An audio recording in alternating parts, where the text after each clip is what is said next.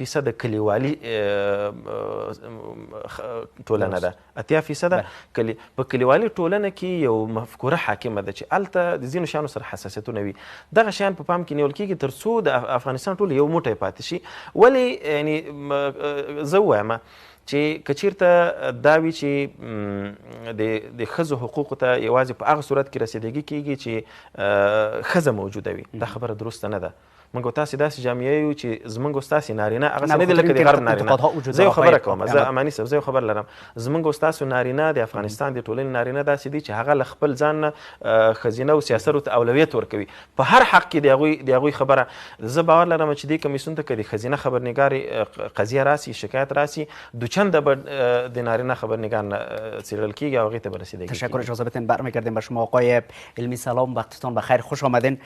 چطور میبینین به اهداف و ترکیب کمیسیون رسیدگی به تخطی های رسانه‌ای؟ بسم الله الرحمن الرحیم. سلام بر شما و مهمان شما و به بینندگان. قدم اول نشست اولش به خیر مقدم میگم. اقدام نیکس از اقدام پشتیبانی شود. بسیار. شما در قسمت صحبت کردین. من شخصا زیاد روی ترکیب پافشاری ندارم. هر کی باشه، اصلا باشه، مهم است که نتیجه کار چی می باشه. درست. چی کمک به خبر میکنه و چی کمک به جامعه رسانه‌ای افغانستان نموده میکنه.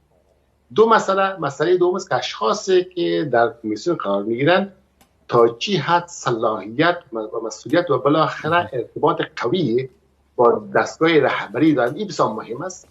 زمانی که ما کمیسیون شکایتی در کمیسیون رسانه‌ها ترتیب دادیم، مهمی بود که اشخاصی که در اون کمیسیون شامل بودند میتونستن بسیار به آسانی با حکومت، با مقامات اول حکومت در تماس باشند و وقتا فقط از مقامات حکومتی طالب هدایت شوند، همکاری شوند و در بسا مسائلی که ممکن کمیسیون کاری